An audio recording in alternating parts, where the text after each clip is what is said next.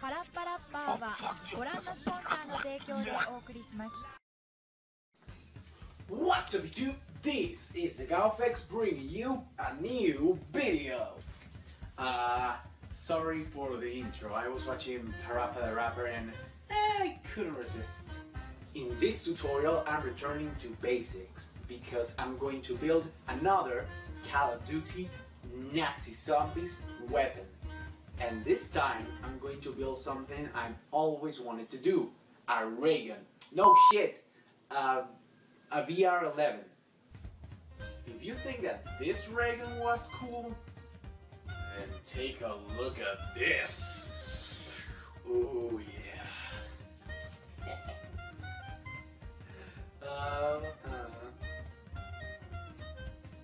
If you don't know what the VR11 is, let me give you a brief explanation. The VR11 is a weapon that only appears in the map Call of Dead. His two primary functions is to shoot a zombie and turning him into a human, and contemporarily the super zombie, which is George Romero. I have my theory why the VR11 is so awesome, so I reach a conclusion. The VR11 has ammunition, the blood from the prisoners of Alcatraz. Yeah! You see, the ammo of the gun is zombie blood. Both are the only things in the entire franchise that for a brief moment of time you can turn your screen red and it makes you invisible to zombies. And we all know that zombie blood is the same exact blood from the prisoners of Mob of the Dead. Ergo, VR11 ammunition is blood. Also, the ammunition looks exactly as the blood dials of the prisoners of Origins.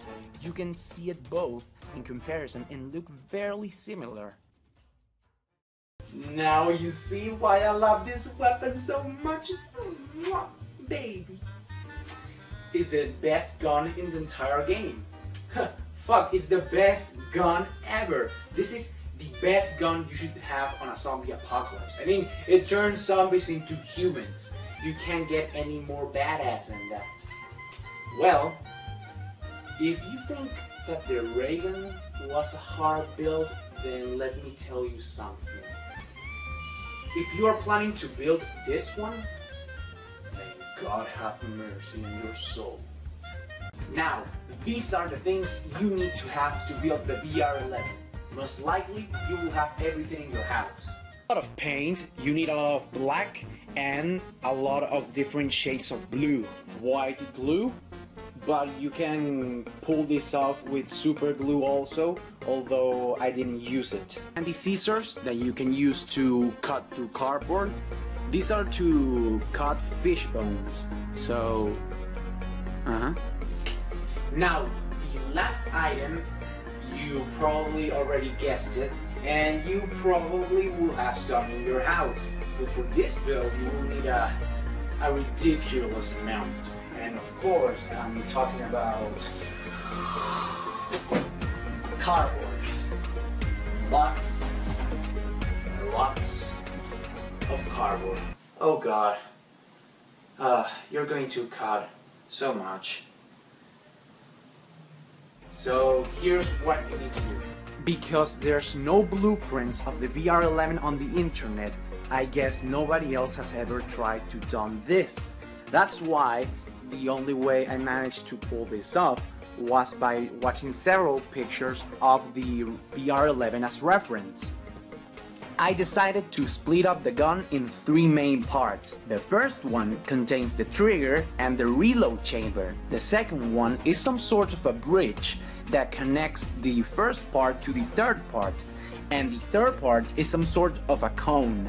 And at the end of the cone it has some sort of claw thingies.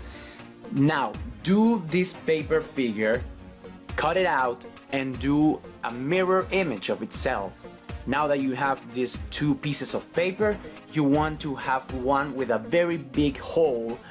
Now you're going to use these pieces of paper as an stencil. Use them in cardboard, cut several copies, at least 3 of them if you are using a thick cardboard just like I did. Once you do that, glue them and cut the hole on the reload chamber, and then you're going to bend the cardboard until you have the shape I have. Now you want to make a cardboard tube, or you want to grab one from a paper roll, and then you want to cut it out and bend it over until it fits snugly on the reload chamber. Then you're going to glue the cylinder into another piece of cardboard, and then you're going to glue the kind of shell thing we do earlier to the cardboard cylinder. Now you want to glue another piece of cardboard into the other shell thingy, and then you're going to grab another cardboard cylinder, cut it in half, and then you're going to glue the two pieces together. Now what I did for the top part was that I grabbed a big piece of cardboard and I started to cut it out until it fits snugly into the two cardboard pieces I did earlier. Remember, this is some sort of like building a Lego. Unlike that, you don't know the instructions, you just have to make the pieces work. So at the end the result may be different from mine, but that doesn't mean it's wrong. Now you're going to do the same thing as you did for the shell thingies to the handle of the gun. You're going to first make an stencil in paper, then you're going to do several copies in cardboard, and then you're going to glue them all together and try to glue them until you have the desired thickness you want. Mine consists of about 20 cardboard pieces. Glue the crosshairs of the gun with cardboard and glue it to the top. Now you are going to cut several pieces of cardboard to finish the back part of the gun. Now for the second part of the gun, I cut some sort of a cardboard rectangle. Now, just as you can see, you're going to do 2 more shell thingies, just like in the first part of the gun, but a lot more smaller, and you're going to glue them to the cardboard rectangle I mentioned earlier. Just as the top part on the first part of the gun, you're going to cut a cardboard piece and you're going to cut it out until it fits snugly on the back part of the second part of the gun. Now you want to do an stencil in paper of this shell thingy. I know, everything looks like a shell in here, right? Well, now this will be the shell to the 2 main claws of the gun. Grab some paper rolled tubes, glue them into the 2 shell thingies, then cut a hole in the second part of the gun and glue them all together until you have this shape. Then you're going to grab some very small parts of cardboard and you're going to cut them out until you have some sort of an L-shaped structure. Now, I was just messing around here, I was bored, and well, it started to look so awesome that I wanted to try it out. By the way, now you can see here how the reload animation will look like.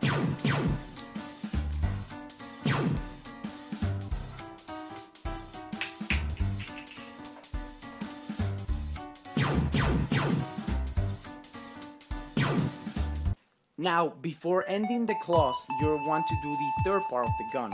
It's some sort of a cone-shaped thing, so yeah, that's basically what it looks like. Then you're going to make a big cylinder, you're going to glue them in the tip of the last part of the gun, and then you're going to do 5 small claw thingies, and you're going to glue them all into the cylinder I mentioned before. Now you're going to end up the claws and you're going to watch a lot of pictures as reference as how the claws should look like, and once you've done that, you are done. So that's it. It's done, finally. Took me about a month to make. I have a terrible fever. I cut myself several times. In fact, 5 minutes ago my hand was bleeding pretty badly when I was cutting the claws of the VR11. I feel like I'm going to die, but I'm pretty happy. Yeah. Now, before painting, you want the gun to be extra resistant, and you want to cover any holes that you didn't cover with cardboard.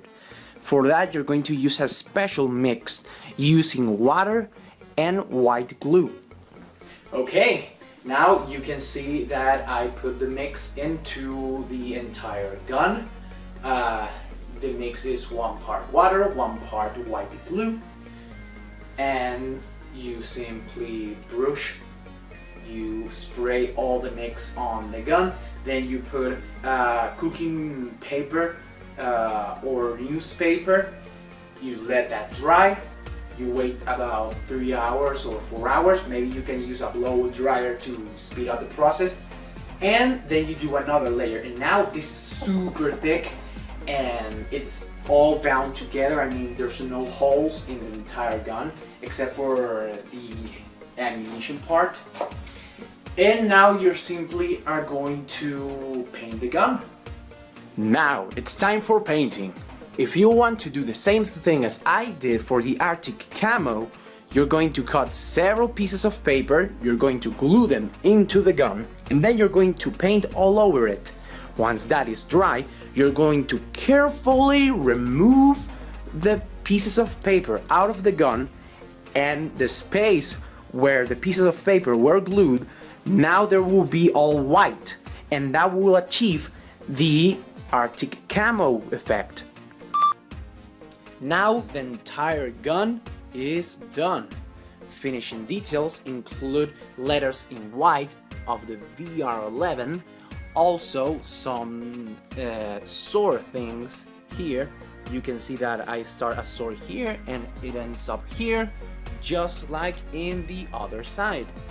And for the random white splatters of the Arctic camo, you can be very creative and do these splatters as you like, but because I want the gun to be just exactly as the one in the game, I follow very closely the patterns of the actual gun. Now finishing touches also include a red bottle cap. Well, you can do a transparent cup also, but this will work too. And the ammunition actually are 2 little bottles of M&M minis. I mean, you can actually look the M here, and it fits very nicely into the reload chamber. So that's it. I told you it was a complicated build. But remember, this is not a perfect guide, and this gun is not perfect either. You might change some things, you might tweak some things while you're building the gun, and who knows, maybe your gun is even more badass than mine. So yeah, hope you guys like this tutorial, and now it's time for the test film. The world is dead. All my efforts to stop the disease was a failure.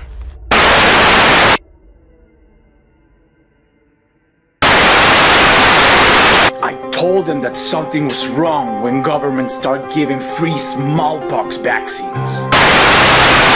And all my comrades are dead.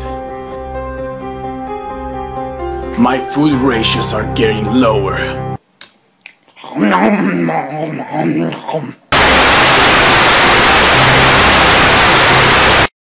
I'm afraid I'm the only one alive.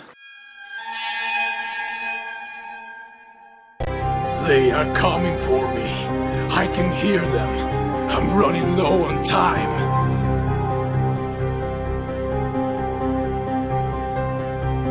But soon, I will finish a device that will help me bring in the dead back to life. Well, they are technically alive. That's why they are called the living dead. But still, they are dead alive. And I want them alive alive. Log entry 32745. Date September 19 of 2025. Shooting test of the VR11 number 304.